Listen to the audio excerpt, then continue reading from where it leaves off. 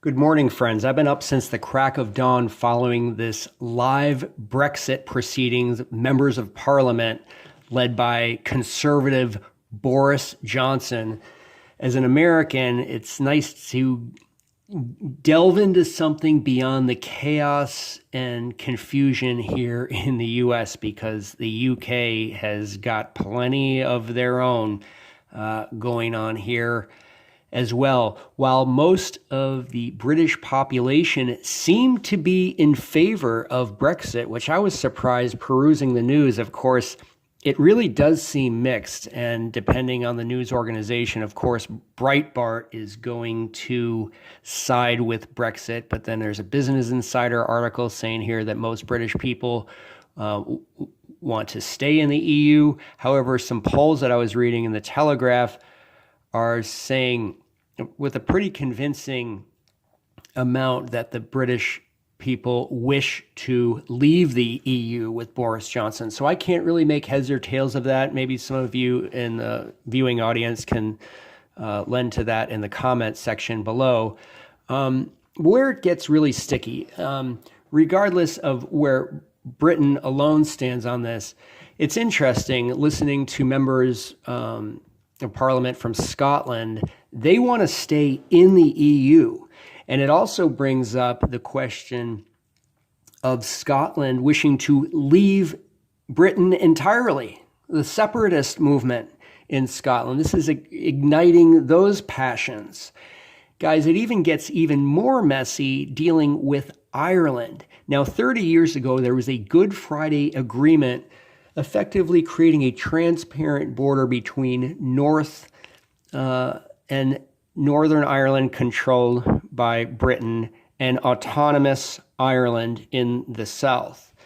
But the Brexit thing throws a wrench in that there's going to be proposed a customs border in between Northern and Southern Ireland. So much for transparent trade border. Moreover, there's going to be a value-added tax. It's kind of unknown how that value-added tax that the European Union imposes on members who are not part of the EU would be applied to Ireland in general. Delving a little bit further into the Ireland situation, the Democratic Unionist Party has 10 members in English Parliament, while as the Sinn Féin party, they don't take seats in English Parliament on fundamental grounds that they do not want to be under allegiance of the Queen. So effectively, they could have a seat and influence this decision, but they don't even sit in the English Parliament on fundamental grounds. And the Democratic Unionist Party, they are not in support of Brexit. So many conservative members, there's Conservative Party in Parliament, England, and the Labour Party are the two biggest parties in the UK. But the Democratic Unionist Party does not go along with Brexit. And that's influencing other conservative England conservative members that say they're going to stand behind what the Northern Irish Democratic Unionist Party is saying. So it's getting very messy. I guess I'm inclined to think that this is not going to go through. I think there's just too much stickiness here. Particularly, it's going to just reignite so much a disaster in Ireland, really. I mean, you're rewinding the clock 30 years, guys. And, the calls for, I remember as a kid with the hunger strikes and Bobby Sands and the violence. And remember, the rock group U2 with Sunday, Bloody Sunday and stuff like that, even in the 80s. So it's just a very sticky situation.